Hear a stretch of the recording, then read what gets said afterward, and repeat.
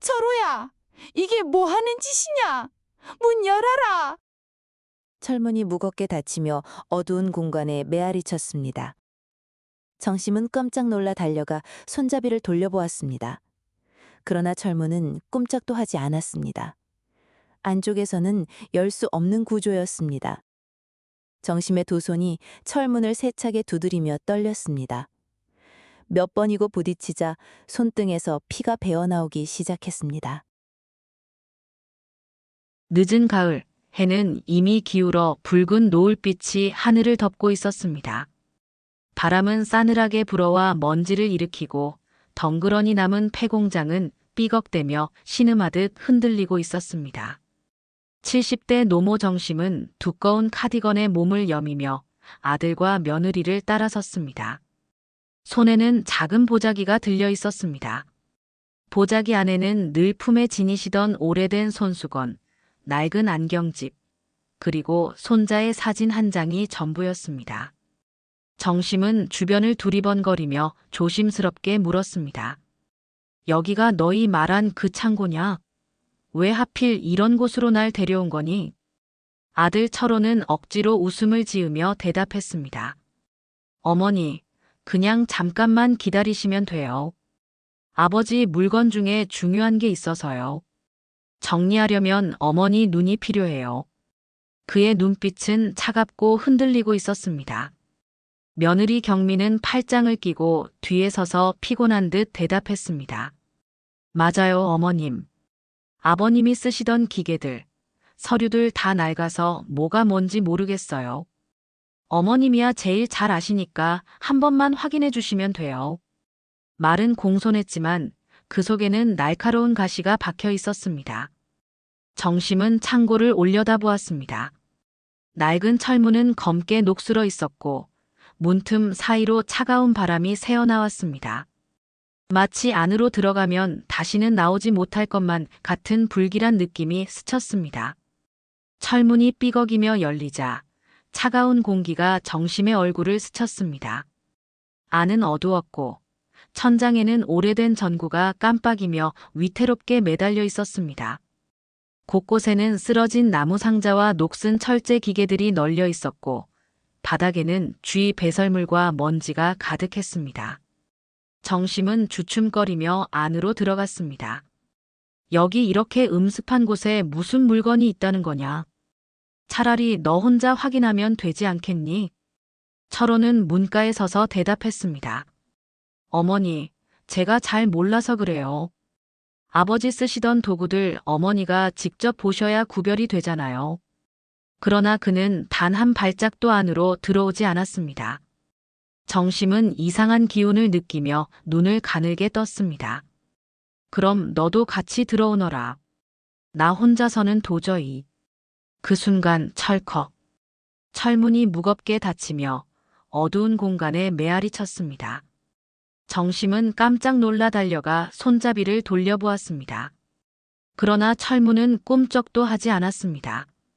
안쪽에서는 열 수 없는 구조였습니다. 철호야, 이게 뭐 하는 짓이냐? 문 열어라. 정심의 두 손이 철문을 세차게 두드리며 떨렸습니다. 몇 번이고 부딪히자 손등에서 피가 배어나오기 시작했습니다. 밖에서는 잠시 정적이 흘렀습니다. 곧이어 며느리의 낮고 비웃는 듯한 목소리가 들려왔습니다. 어머님, 잠깐만 기다리세요. 금방 끝날 거예요. 창고 앞에 선 철호와 경미. 두 사람은 더 이상 연기를 하지 않았습니다. 철호는 불안한 표정으로 담배를 꺼내 물었습니다.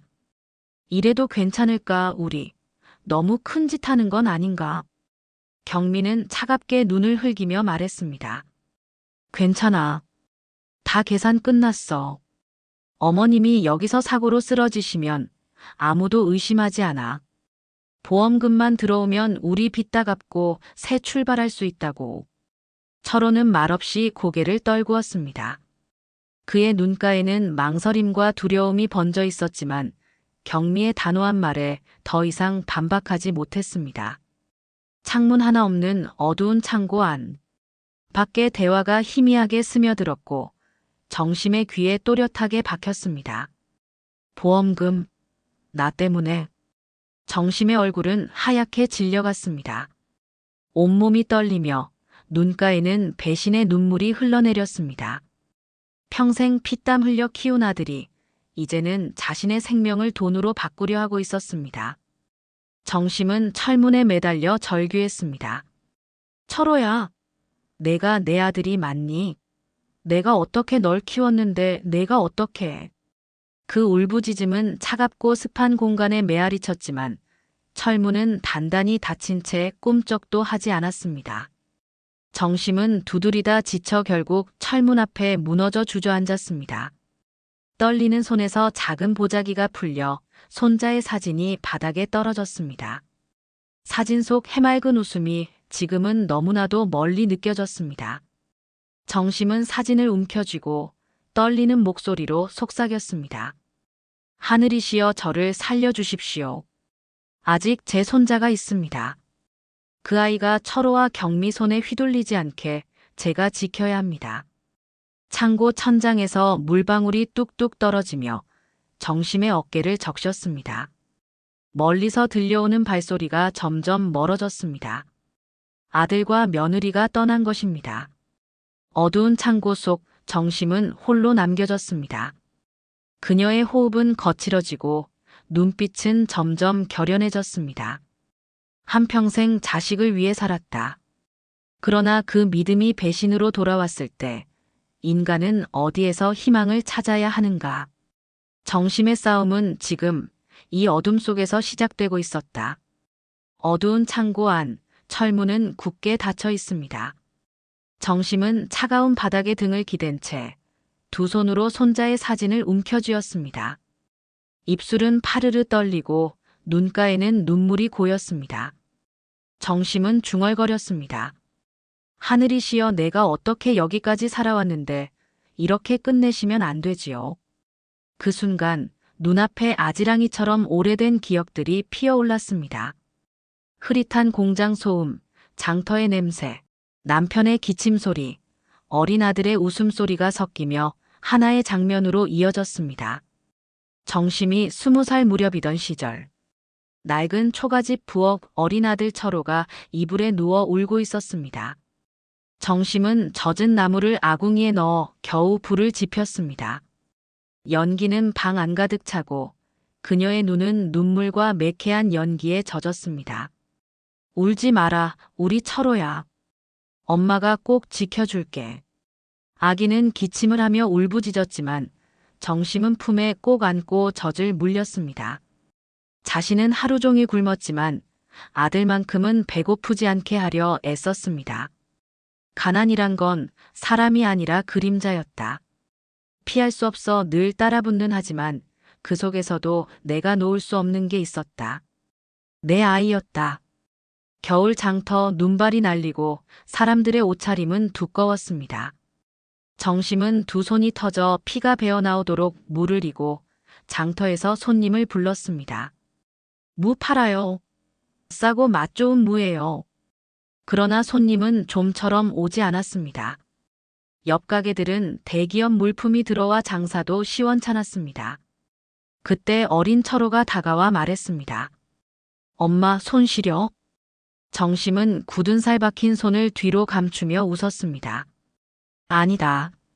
우리 철호가 잘 먹어야 엄마 손도 덜 시렵지.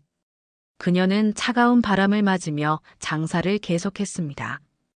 밤이 되어도 팔리지 않은 물을 집으로 이고 돌아가는 길 등 뒤에는 눈이 소복이 쌓였습니다. 살아보니 알겠더라. 세상에서 가장 무거운 짐은 빚도 가난도 아니었다. 바로 내 자식을 굶기지 않겠다는 책임감이었다. 정심은 벽돌 공장에서 노동자로 일했습니다. 무거운 벽돌을 나르느라 허리가 휘고 손톱 밑은 늘 시커멓게 되었습니다. 남편은 구석에서 지팡이를 짚고 앉아 기침을 했습니다. 여보, 내가 대신 일해야 하는데 미안하오. 정심은 손등에 피를 훔치며 고개를 저었습니다. 괜찮아요. 당신은 살아만 있어도 돼요. 내가 버틸 테니. 그녀는 밤늦게까지 기계 소음을 들으며 벽돌을 쌓았습니다. 작업장이 퇴근한 뒤에도 집에 돌아가 밥을 짓고 빨래를 했습니다. 잠든 철호를 보며 조용히 이불을 덮어주며 속삭였습니다. 우리 아들, 내가 사람 대접받으며 사는 날이 오면 엄마 손에 이 상처는 다 보람이 될 거야. 세월이 흘러 남편은 병으로 세상을 떠났습니다. 장례식 날 마당에는 하얀 천막이 쳐지고 이웃들이 술상을 차렸습니다. 정심은 검은 상복을 입고 아들 철호의 손을 꼭 잡고 앉아 있었습니다.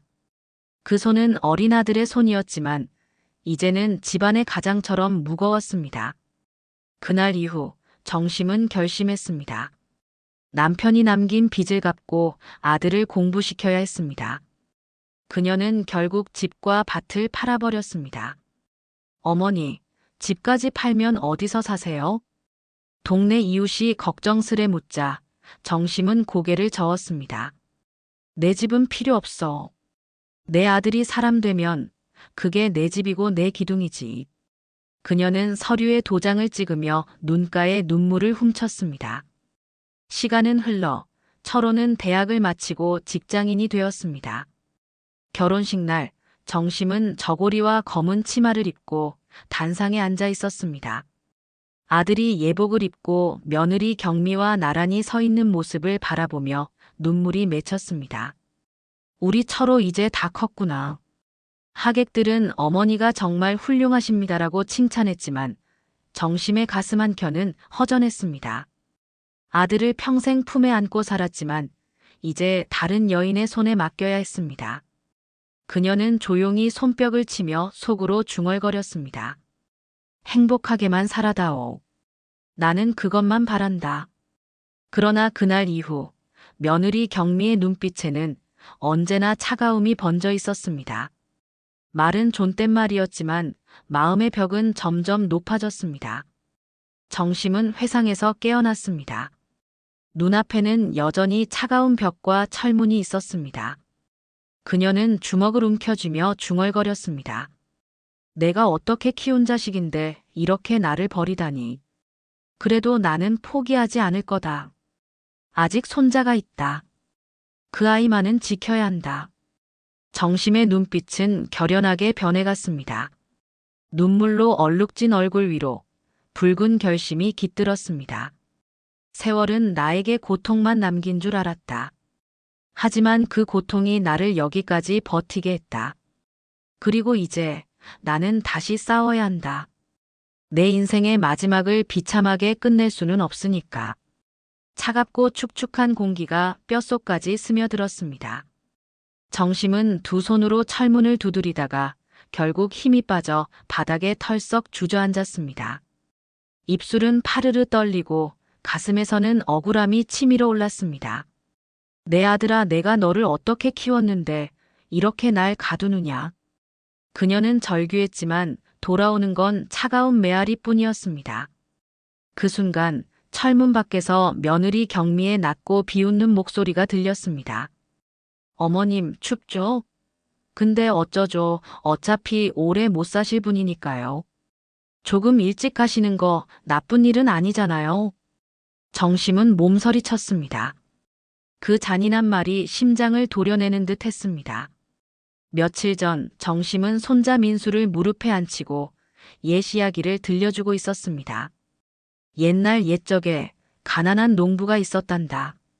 그런데 그 농부는 민수는 할머니 품에서 까르르 웃음을 터뜨렸습니다. 할머니가 제일 좋아. 할머니는 나 안 버리죠.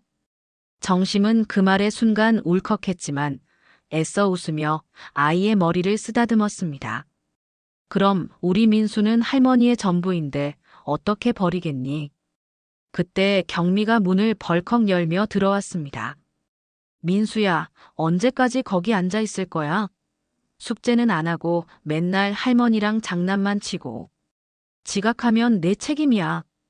민수는 눈치를 보며 급히 방으로 들어갔습니다. 남겨진 정심은 가슴이 서늘해졌습니다. 손자마저도 할머니랑 있는 게 죄가 되는 건가? 저녁 식사 자리. 정심은 조심스레 밥을 조금 더 뜨려다 경미의 눈빛과 마주쳤습니다. 경미는 날카롭게 말했습니다. 어머님, 요즘 많이 드시네요. 저희도 사는 게 빠듯한데 이러다간 정말 힘들어져요. 그 말은 노골적인 가시였습니다. 정심은 순간 밥그릇을 내려놓고 멍하니 앉아 있었습니다. 숟가락 끝에서 힘이 빠져 밥알이 바닥으로 흘러내렸습니다. 아들 철호가 눈치를 보며 말했습니다. 경미야, 그만해. 그러나 그의 목소리에는 힘이 없었습니다. 정심의 마음은 이미 깊게 베었습니다. 늦은 밤 정심은 용기를 내어 철호에게 속마음을 털어놓았습니다. 철호야, 내 아내가 나를 부담스럽게 여기는 것 같아. 내가 뭘 그렇게 잘못했니? 철호는 피곤한 표정으로 한숨을 내쉬며 대꾸했습니다. 어머니, 요즘 예민해지신 거예요. 경미가 그런 뜻으로 말했겠어요? 괜히 없는 얘기 만들어내지 마세요. 정심은 억울함에 목소리를 높였습니다. 없는 얘기라니. 분명히 내 앞에서 짐이라고 했어. 그러자 철호는 얼굴을 찡그리며 차갑게 말했습니다. 어머니, 요즘 기억이 자꾸 뒤섞이는 거 아닙니까? 나중에 괜히 치매라고 오해받으면 어쩌시려고 그래요. 그 말은 정심의 가슴을 송두리째 무너뜨렸습니다. 치매라니 내가. 그녀의 손은 떨렸고 얼굴은 창백했습니다. 며칠 뒤 장을 보러 나간 정심. 골목길에서 들려오는 이웃들의 대화를 듣게 되었습니다. 경미 말이야, 시어머니가 요즘 이상하다더라. 같은 말을 반복하고 없는 얘기도 만들어낸다던데. 아이고, 그럼 치매지 뭐. 저런 경우 많아. 요양원에 맡겨야지 집에 두면 사고 난다니까. 정심은 숨을 죽이고 벽 뒤에 서서 그 말을 들었습니다. 무릎이 풀려버릴 듯 떨렸습니다. 내가 치매라니 사람들이 다 믿고 있잖아. 벌써 나를 병든 노인네로 몰아세우고 있구나. 그녀는 장바구니를 꼭 움켜쥔 채 눈물로 흐려진 시야로 겨우 발걸음을 옮겼습니다. 정심은 철문에 이마를 기댄 채 중얼거렸습니다. 내가 병든 노인이라 믿고 싶은 거겠지. 그래야 날 없애도 죄책감이 없으니까. 그래야 그 보험금을 아무렇지 않게 챙길 수 있으니까. 그녀는 다시 한번 철문을 두드렸습니다. 철호야, 내가 정말 내 아들이 맞니? 내가 피땀 흘려 널 키웠는데. 이제 와서 날 거짓말쟁이로 만들고 치매 환자로 만들고 그렇게 해서 날 없애려는 거냐? 하지만 돌아오는 건 차가운 정적뿐이었습니다. 시간이 흘러 어둠이 더 짙어졌습니다. 그때 철문 너머로 다시 경미의 목소리가 들려왔습니다. 어머님, 아직 살아계세요? 대단하시네. 원래라면 이쯤이면 힘이 다 빠져야 하는데 참 끈질기시다. 정심은 이를 악물고 외쳤습니다. 경미야, 너도 언젠가는 늙는다. 그때 내 자식이 널 이렇게 버린다면 그때도 내가 지금처럼 웃을 수 있겠니? 그러나 경미는 피식 웃으며 대꾸했습니다. 저는 어머님처럼 무능하게 살진 않을 거예요. 그러니 그런 걱정은 안 해도 되죠. 그 말에 정심은 가슴이 찢겨나가는 듯 했습니다. 정심은 바닥에 무너져 흐느끼다가 손자의 사진을 다시 가슴에 끌어안았습니다. 그리고 눈빛이 바뀌었습니다. 분노와 절망 속에서 다시금 살아야겠다는 불씨가 타올랐습니다. 세상은 나를 외면했고 가족은 나를 조롱했다. 하지만 아직 끝나지 않았다. 내가 여기서 무너진다면 손자까지 저들의 손에 맡겨야 한다. 나는 반드시 살아서 이 진실을 세상에 알릴 것이다. 정심은 떨리는 손으로 철문을 다시 두드렸습니다. 그 소리는 절망의 메아리가 아니라 살아남겠다는 결의의 신호처럼 울려 퍼졌습니다. 폐공장 창고 안. 철문은 닫힌 채로 한치의 빛도 들어오지 않았습니다. 정심은 바닥에 웅크린 채 점점 차갑게 굳어가는 손을 가슴에 모으고 있었습니다. 이게 내 마지막인가? 그녀의 시선이 손자의 사진으로 향했습니다. 사진 속 밝게 웃는 얼굴이 너무 선명했습니다. 정심은 떨리는 손으로 사진을 쓰다듬었습니다. 민수야, 너라도 나를 기억해 주겠지. 할머니가 너만은 꼭 지켜주고 싶었는데. 눈물이 뺨을 타고 흘러내리고 곧 의식이 희미해지려는 순간 창고 바깥에서 낯선 발자국 소리가 다가왔습니다. 낡은 작업복을 입고 삽자루를 짚은 만석 노인이 창고 앞을 지나갔습니다. 그는 이 폐공장 옆 건물에서 청소 일을 하며 밤마다 순찰처럼 공터를 확인하곤 했습니다. 철문 너머에서 흐느끼는 소리가 들리자 그는 발걸음을 멈추었습니다. 거기 누구 있소? 사람 목소리 같은데. 정심은 갑작스러운 목소리에 깜짝 놀라 힘겹게 외쳤습니다. 살려주세요. 저 여기 갇혔어요. 제발 문 좀 열어주세요. 만석은 철문을 두드리며 당황했습니다. 아니, 이 안에 노인이 계신가 보네. 어쩌다 이런 데 갇히셨소? 정심은 흐느낌 속에 대답했습니다. 내 아들이, 며느리가 나를 여기에 가둔 거예요. 날 버리고 갔어요. 만석은 순간 말이 막히더니 한참 뒤에 낮고 무거운 목소리로 말했습니다. 나도 그 기분 알아. 나도 젊을 때 자식들 다 키워놨더니 결국 늙었다고 집에서 쫓겨났지. 피부치라 해서 다 가족이 아니더이다. 정심의 눈에서 눈물이 터져 나왔습니다. 그럼 난 정말 버림받은 건가요? 내 아들도 날 원수처럼 여기니. 만석은 철문에 손을 얹으며 말했습니다. 아니요. 아직 아닙니다. 살아있는 한 버림받은 게 아니에요. 당신을 믿어줄 사람 꼭 있어. 그게 가족일 수도 있고 나 같은 타인일 수도 있고. 철문 사이 좁은 구멍으로 두 사람은 대화를 이어갔습니다. 정심은 떨리는 목소리로 자신의 삶을 털어놓았습니다. 나는 평생을 아들 하나 믿고 살았소. 가난이 사람을 삼킬 때도 남편이 병으로 쓰러졌을 때도 오로지 아들 철호만을 위해 버텼소. 근데 결국 이렇게 버림을 받다니. 만석은 잠시 눈을 감고 자신의 지난날을 떠올리듯 조용히 고개를 끄덕였습니다. 나도 똑같았소. 자식 대학 보내느라 뼈 빠지게 일했는데 결국 늙으니 돈 벌어오지 못한다고 며느리 손에 집에서 내쫓겼지. 그날 밤 다리 밑에서 이불 한 장 덮고 울었소. 근데 그때 깨달았지. 내가 끝난 게 아니더이다. 살아있다는 것만으로도 아직 다시 시작할 수 있다는 걸. 정심은 그 말을 들으며 가슴 깊숙이 잔잔한 울림을 느꼈습니다. 다시 시작할 수 있다. 정말 그게 가능할까요? 만석은 힘주어 대답했습니다. 가능하오. 살아있기만 하면. 죽으면 끝이지만 숨이 붙어있는 한 기회는 다시 오는 법이오.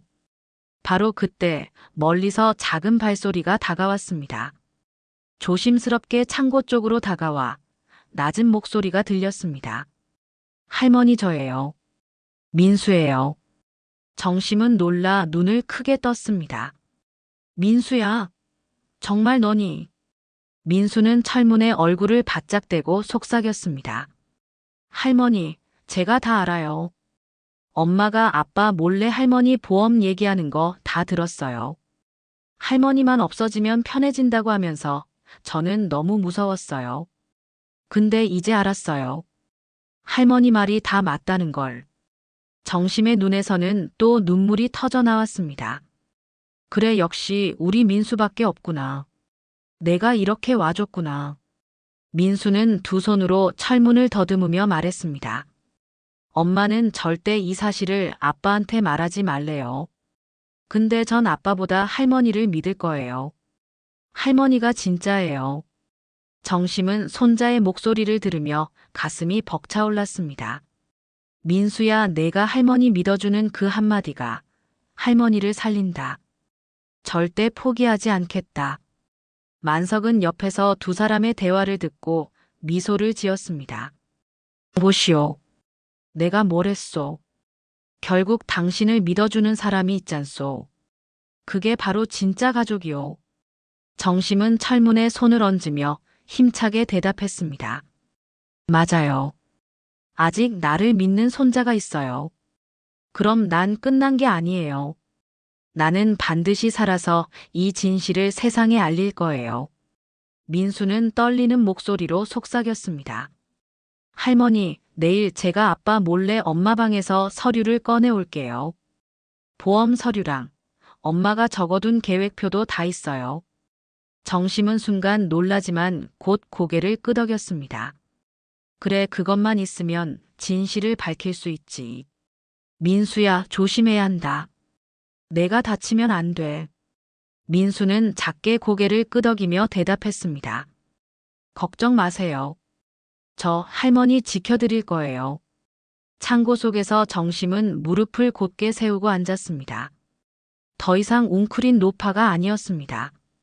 그 눈빛은 두려움 속에서도 꺼지지 않는 불꽃을 품고 있었습니다. 사람은 버림받을 때 가장 크게 무너진다. 하지만 한 사람의 믿음이 한마디의 위로가 다시 일으켜 세운다. 오늘 나는 두 사람을 얻었다. 한때 버림받았던 노인, 그리고 아직 순수한 손자. 그들이 내 희망이다. 정심은 손자의 사진을 가슴에 끌어안고 철문을 향해 다시 다짐했습니다. 그래, 나는 여기서 무너지지 않는다. 아직 끝나지 않았다. 반드시 살아나가리라. 폐공장 창고. 창문 하나 없는 어둠 속 정심은 바닥에 주저앉아 손을 떨고 있었습니다. 하지만 이제 그녀의 눈빛은 어제와 달랐습니다. 울음은 멎었고 대신 굳은 결심이 깃들어 있었습니다. 그래, 내가 여기서 죽을 순 없다. 반드시 살아서 진실을 밝히고 민수를 지켜야 한다. 창고 안은 여전히 냉기와 어둠으로 가득했지만 정심의 가슴 속에는 작은 불꽃이 일기 시작했습니다. 며칠 전 민수는 혼자 집에 남아 있었습니다. 아빠는 회사에, 엄마 경미는 정육점 가게에 나가 있던 시간이었죠. 민수는 조심스레 엄마의 방에 들어갔습니다. 방 안은 깔끔했지만 장롱 깊숙한 곳에 숨겨둔 철제 서랍이 눈에 들어왔습니다. 민수는 두근거리는 가슴을 붙잡고 서랍을 열었습니다. 그 안에는 두꺼운 봉투가 있었습니다. 봉투를 열자 정심 명의의 보험 증서와 경미의 글씨체로 적힌 메모장이 나왔습니다. 메모장에는 이렇게 적혀 있었습니다. 냉동 창고 사고 자연스럽게 보여야 함. 계단 추락 남편과 아들 부재 시 실행 가능. 가스 누출 알리바이 확보 필요. 민수는 손이 덜덜 떨렸습니다. 세상에 할머니 말씀이 다 사실이었어. 그는 재빨리 그 서류와 메모를 가방 안에 숨겼습니다. 그 순간 현관문이 덜컥 열리는 소리. 경미가 생각보다 일찍 들어온 것이었습니다. 민수는 심장이 멎는 듯 했지만 곧장 책상 앞에 앉아 연필을 쥐었습니다. 경미가 방문을 열고 들어왔습니다. 민수야, 뭐하니? 숙제해요. 다행히 경미는 더 이상 의심하지 않았습니다. 민수는 숨을 죽이며 속으로 다짐했습니다. 반드시 할머니를 구해야 해. 그날 밤 민수는 용기를 내어 아빠 철호에게 봉투를 내밀었습니다. 아빠, 이거 보세요. 엄마가 할머니 몰래 보험에 가입했어요. 그리고 할머니를 없앨 계획까지 세웠어요. 철호는 처음엔 놀란 눈빛으로 서류를 살펴보았습니다. 그러나 곧 얼굴을 찌푸리며 고개를 저었습니다. 민수야, 이런 건 내가 만질 게 아니야. 보험은 그냥 혹시 모를 일을 대비한 거야. 내 엄마가 집안 생각해서 한 거지. 무슨 나쁜 뜻이 있겠니? 민수는 울먹이며 소리쳤습니다. 아빠, 진짜예요. 엄마가 직접 말했단 말이에요. 할머니 없애면 빚도 다 갚고 새 출발할 수 있다고. 철호는 피곤해 절은 얼굴로 민수를 노려보았습니다. 그만해. 내가 어른 일에 괜히 끼어들지 마. 어머니가 요즘 치매 기운이 있으셔서 헛소리를 하시니까 너도 그 말에 휘둘리는 거다. 민수는 충격에 눈물이 터졌습니다. 아빠까지 왜 아무도 할머니를 믿어주지 않는 거예요? 그러나 철호는 방으로 들어가 버렸습니다. 민수는 두 손으로 서류를 꼭 끌어안고 흐느꼈습니다. 며칠 뒤 경미는 더욱 대담해졌습니다. 동네 이웃에게 떠벌리며 말했습니다. 우리 어머님이 요즘 너무 이상하세요. 없는 얘기를 자꾸 만드세요. 민수까지 거짓말하게 만들고 치매가 심해지는 것 같아요. 이웃들은 혀를 찼습니다. 아이고, 그럼 요양원 보내야지. 자식들도 고생인데 뭐하러 같이 살아. 맞아, 위험하기 전에 미리 맡겨야 돼. 이 대화를 대문 밖에서 들은 정심은 주저앉아 버렸습니다. 이제 사람들 눈에도 내가 거짓말쟁이, 치매 노인으로 보이는구나. 그날 저녁 경미는 식탁에서 태연하게 말했습니다. 여보, 이번 주에 어머님 병원 예약했어요. 기억력 검사 꼭 받아야 해요. 이젠 숨길 수 없잖아요. 철호는 무겁게 고개를 끄덕였습니다. 그래야지. 어머니도 이제 나이가 있으시니까. 정심은 억울했지만 아무 말도 할 수 없었습니다. 이제 아들마저 경미의 말에 넘어가 있었기 때문이었습니다. 그날 밤 정심은 방 안에서 홀로 울고 있었습니다. 그때 민수가 몰래 들어왔습니다. 할머니, 울지 마세요. 제가 방법을 생각했어요. 민수는 작은 녹음기를 꺼내 보였습니다. 내일 엄마가 아빠랑 얘기할 때 제가 다 녹음할 거예요. 보험 얘기, 할머니 없애려는 얘기 전부 증거로 남기면 아빠도 믿을 수밖에 없을 거예요. 정심은 깜짝 놀라 손자의 어깨를 붙잡았습니다. 안 돼. 너무 위험하다. 내 엄마가 알면 너한테 무슨 짓을 할지 몰라. 그러나 민수는 눈을 반짝이며 고개를 저었습니다. 할머니, 전 이제 안 무서워요. 할머니가 이렇게 억울하게 당하는데 제가 가만히 있으면 전 나쁜 아들이 되는 거잖아요. 전 할머니 편이에요. 끝까지. 정심의 눈에서 눈물이 터졌지만 이번엔 감사의 눈물이었습니다. 그래, 내 손자가 나를 살리는구나. 내가 있어. 나는 절대 무너지지 않는다. 다음 날 저녁. 민수는 거실 테이블 밑에 녹음기를 몰래 두었습니다. 잠시 후 경미와 철호의 대화가 시작됐습니다. 여보, 이제 정말 결단 내려야 해요. 어머님은 치매도 심해지고 솔직히 우리 가족에겐 짐이에요. 그런 말 함부로 하지 마. 어머니야 어머니시지. 아니에요. 우리도 살려면 어쩔 수 없어요. 보험 처리하면 빚도 다 갚고 우리 새 출발할 수 있잖아요. 그 목소리는 고스란히 녹음기에 담겼습니다. 민수는 방으로 들어가 녹음기를 꺼내어 할머니에게 건넸습니다. 할머니, 성공했어요. 이제 진짜 증거가 생겼어요. 정심은 떨리는 손으로 녹음기를 꼭 쥐었습니다. 고맙다 내 새끼야. 이게 바로 내가 살아야 하는 이유다. 이제 반드시 세상의 진실을 알리리라. 창고 속에서 정심은 눈을 감고 다짐했습니다. 그래, 나는 여기서 무너지지 않는다. 민수와 함께 반드시 살아남아 저들의 죄를 드러내고야 말리라. 시험은 나를 쓰러뜨리려 했다. 그러나 결국 그 시험이 나를 더 강하게 만들었다. 이제 나는 증거를 가졌다. 그리고 내 곁에는 나를 믿는 아이가 있다. 그것으로 충분하다. 정심의 눈빛은 더 이상 두려움에 젖은 노인의 것이 아니라 억울함을 뚫고 나아갈 결의에 찬 생존자의 눈빛이었습니다. 차갑고 어두운 창고 안. 정심은 손바닥 위 작은 녹음기를 꼭 움켜쥐고 있었습니다. 이 작은 기계 안에 자신을 살릴 진실이 담겨 있었기 때문입니다. 그녀는 떨리는 숨을 고르며 속으로 중얼거렸습니다. 이제 됐다. 이걸로 아무도 날 치매라 부르지 못할 거다. 며느리의 거짓말도 아들의 외면도 이제 끝이다. 눈가에는 눈물이 맺혀 있었지만 그 눈빛은 더 이상 절망이 아니라 굳건한 결이었습니다. 그날 밤 민수는 떨리는 손으로 아빠 철호에게 녹음기를 내밀었습니다. 아빠, 제발 들어보세요. 엄마가 뭐라고 했는지 다 담겨 있어요. 철호는 피곤한 기색으로 버튼을 눌렀습니다. 잠시 후 스피커에서 경미의 날 선 목소리가 흘러나왔습니다. 어머님은 이제 치매라니까요. 우리도 살려면 어쩔 수 없어요. 보험 처리하면 빚도 다 갚고 새 출발할 수 있잖아요. 순간 철호의 얼굴이 새하얗게 질렸습니다. 손이 덜덜 떨리며 녹음기를 쥐고 있었습니다. 이게 진짜 경미 목소리잖아. 민수는 눈물 어린 목소리로 외쳤습니다.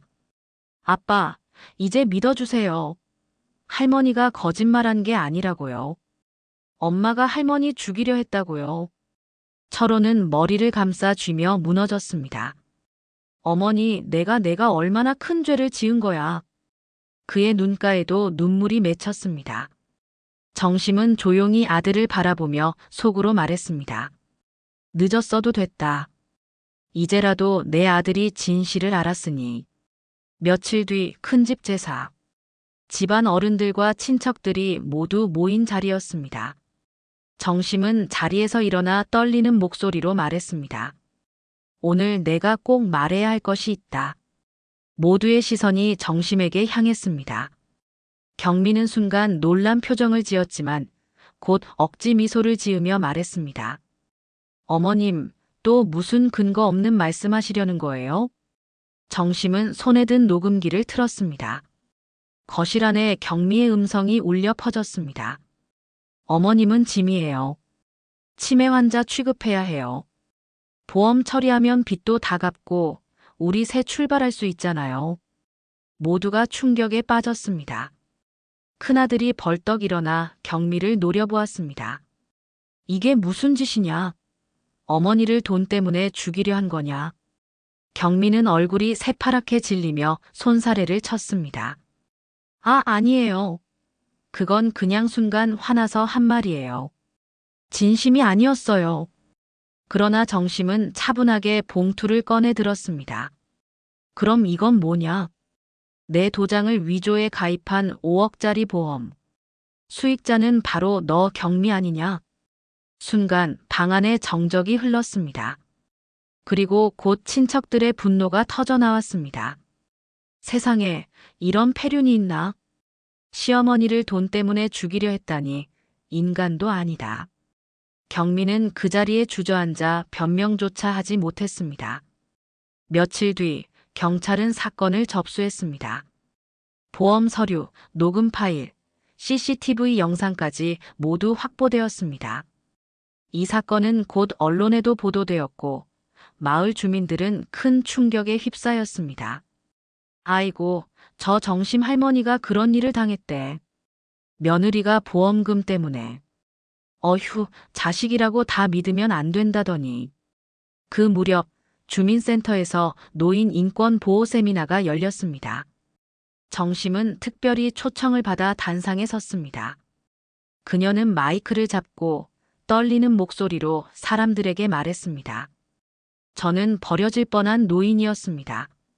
며느리의 손에 창고에 갇혀 얼어 죽을 뻔했고 아들에게는 치매 환자로 몰렸습니다. 하지만 저를 끝까지 믿어준 제 손자가 있었습니다. 그 아이의 용기로 저는 다시 세상 앞에 설 수 있었습니다. 청중들은 숙연해졌습니다. 정심은 눈물을 훔치며 이어 말했습니다. 여러분, 나이 들었다고 해서 우리가 짐이 되는 게 아닙니다.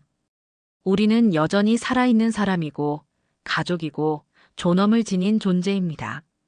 제발 나이든 부모를 버리지 마십시오. 가족의 손으로 가족을 죽이지 마십시오. 잠시 침묵 후 청중들 사이에서 뜨거운 박수갈채가 터져나왔습니다. 많은 이들이 눈시울을 붉혔습니다. 경찰은 경미를 보험 사기 및 살인미수 혐의로 구속했습니다. 그녀는 수갑을 찬 채 끌려가며 울부짖었지만 아무도 동정하지 않았습니다. 언론에서는 연일 정심 사건을 보도했습니다. 보험금을 노린 며느리, 친정어머니 살해 시도, 손자의 용기, 할머니를 구하다. 정심은 오히려 노인 인권의 상징적 인물로 떠올랐습니다. 지방자치단체장은 직접 정심을 찾아와 손을 잡았습니다. 어르신의 용기 있는 증언 덕분에 많은 이들이 경각심을 갖게 되었습니다. 저희가 노인 복지를 더 강화하겠습니다. 또한 한복지재단은 정심에게 생활비와 지원금을 전달했습니다. 어르신은 이제 더 이상 혼자가 아닙니다. 우리 사회가 함께 지켜드리겠습니다. 정심은 눈물이 맺힌 채 고개를 숙였습니다. 고맙습니다. 이제야 세상이 날 버리지 않았다는 걸 느낍니다. 며칠 후 집에서 철호는 어머니 앞에 무릎을 꿇었습니다. 어머니 너무 죄송합니다. 제가 며느리 말만 믿고 어머니를 치매 환자로 몰다니 아들 자격이 없습니다. 정심은 눈물이 고였지만 아들의 손을 잡았습니다. 괜찮다. 늦었어도 됐다. 이제라도 돌아와 준 것만으로 충분하다. 하지만 앞으로는 절대 가족을 의심하지 마라. 민수는 할머니 품에 안겨 울음을 터뜨렸습니다. 할머니, 이제 다 끝난 거죠? 이제는 안전한 거죠? 정심은 손자의 머리를 쓰다듬으며 미소 지었습니다. 그래. 내가 지켜준 덕분에 할머니는 다시 살아났다. 이제 2번 다시 우리를 갈라놓을 수 있는 건 없다. 햇살이 따뜻하게 비추는 창가. 정심은 의자에 앉아 뜨개질을 하며 손자의 웃음소리를 들었습니다. 그녀의 얼굴에는 오랜만에 평온한 미소가 번졌습니다. 나는 창고 속에서 버려졌다. 그러나 손자의 사랑과 작은 용기가 나를 다시 살렸다. 세상은 때로 잔인하지만 진실은 끝내 드러나고 사랑은 끝내 이긴다. 이것은 끝이 아니라 나와 가족이 다시 시작하는 이야기다. 햇살이 커튼 사이로 스며드는 새벽. 정심은 작은 다리미를 잡고 손수건을 곱게 펴고 있었습니다. 다리미가 오가며 내는 칙칙 소리가 고요한 거실에 울려 퍼졌습니다. 예전 같으면 그저 당연한 일상이었지만 지금은 모든 게 달랐습니다. 차가운 창고 속에서 죽음을 눈앞에 뒀던 기억이 아직도 선명했기에 이렇게 살아 숨쉬며 아침을 맞는 것 자체가 감사였습니다. 탁자 건너편에서는 민수가 숙제를 하고 있었습니다. 볼펜을 잡은 손은 아직 서툴지만 글씨는 정성스러웠습니다. 정심은 아이를 바라보며 미소 지었습니다. 민수야, 글씨가 참 반듯하구나. 할머니 젊을 땐 서예를 조금 했는데 내 글씨체가 참 곱구나. 민수는 얼굴이 붉어지며 수줍게 웃었습니다. 정말요? 그럼 할머니가 나중에 글씨도 가르쳐 주세요. 저도 멋지게 쓰고 싶어요. 정심은 잠시 눈을 감았다가 조용히 고개를 끄덕였습니다. 그래, 내가 너 다 크기 전까진 꼭 곁에 있을 거다. 그 목소리에는 예전보다 더 단단한 힘이 담겨 있었습니다. 며칠 전 경찰서를 다녀온 뒤 철호는 완전히 달라졌습니다. 그날 그는 어머니 앞에 무릎을 꿇었습니다. 어머니, 제가 잘못했습니다. 며느리 말만 믿고 어머니를 치매라 몰다니. 아들 자격이 없습니다. 차라리 저를 버리셔도 됩니다. 그의 어깨는 무겁게 떨리고 있었습니다. 정심은 잠시 아들을 지켜보다가 주름진 손으로 그의 등을 토닥였습니다. 됐다. 내가 이제라도 내 손을 잡아주었으니 됐다. 사람은 누구나 실수한다. 하지만 가족이라면 그 실수조차 끌어안아야 하지 않겠니? 철호는 끝내 울음을 터뜨렸습니다. 어머니, 2번 다시는 외면하지 않겠습니다. 제가 지켜드리겠습니다. 정심은 그 순간 비로소 오랫동안 잃어버린 아들의 마음을 되찾은 듯 했습니다. 큰 집 마당. 제사 대신 열린 작은 모임에서 친척들이 모였습니다. 이번에는 축하와 다짐의 자리였습니다. 큰아들은 정심의 손을 2손으로 붙잡았습니다. 어머니, 큰일을 겪으셨는데 이렇게 건강하게 버텨주셔서 감사합니다. 앞으로는 저희가 더 자주 찾아뵐게요. 작은 며느리도 눈시울을 붉히며 말했습니다. 어머니, 죄송했어요. 우리가 가까이 살면서도 제대로 돌보지 못했네요. 이제부터라도 저희 집도 자주 들르세요. 정심은 눈물이 핑 돌았지만 꼭 참으며 미소를 지었습니다. 됐다. 내가 바라는 건 대단한 게 아니다. 누구든 힘들다 말할 수 있는 가족, 서로를 믿어주는 마음 그게 다다. 모두 고개를 끄덕였습니다. 그 자리는 웃음과 눈물, 그리고 오래된 가족애가 다시 살아나는 따뜻한 자리였습니다. 며느리 경미 사건은 지역 뉴스에 연일 보도되었습니다. 보험금을 노린 며느리, 시어머니 살해 시도, 손자의 용기, 할머니를 구하다. 주민들은 큰 충격을 받았습니다. 아이고, 저 정심 할머니가 그런 일을 당했대. 며느리가 보험금 때문에 그런 짓을. 세상에 자식이라고 다 믿으면 안 된다더니. 그 소식은 곧 주민센터의 노인 인권 보호 세미나까지 이어졌습니다. 정심은 강연자로 초청되었습니다. 무대 위에 선 그녀는 잠시 청중을 바라보다가 깊은 숨을 내쉬고 마이크를 잡았습니다. 저는 한때 버려질 뻔한 노인이었습니다. 며느리 손에 창고에 갇혀 얼어 죽을 뻔했고 아들에게는 치매 환자로 몰렸습니다. 하지만 저를 끝까지 믿어준 제 손자가 있었습니다. 그 아이의 작은 용기 덕분에 저는 다시 세상 앞에 설 수 있었습니다. 청중들은 숨소리조차 죽이고 그녀의 말을 들었습니다. 정심은 눈가를 훔치며 이어갔습니다. 여러분, 나이 들었다고 우리가 짐이 되는 건 아닙니다. 우리는 여전히 살아있는 사람이고 가족이고 존엄을 가진 존재입니다. 제발 노인을 버리지 마십시오. 사랑이 사라진 자리엔 가족도 없습니다. 잠시 정적이 흘렀습니다. 그리고 곧 우레 같은 박수 소리가 강당을 가득 채웠습니다. 몇몇은 눈물을 훔쳤고 몇몇은 고개를 깊이 숙였습니다. 며칠 뒤 지자체장이 직접 정심의 집을 찾아왔습니다. 어르신의 용기 있는 증언 덕분에 많은 이들이 경각심을 갖게 되었습니다. 앞으로 저희가 노인 돌봄 정책을 강화하겠습니다. 그는 작은 표창장과 함께 생활보조금을 전달했습니다. 정심은 두 손을 모아 고개를 숙였습니다. 고맙습니다. 이제야 세상이 날 버리지 않았다는 걸 느낍니다. 또한 한 복지재단에서 생활비와 교육 지원금을 보내왔습니다.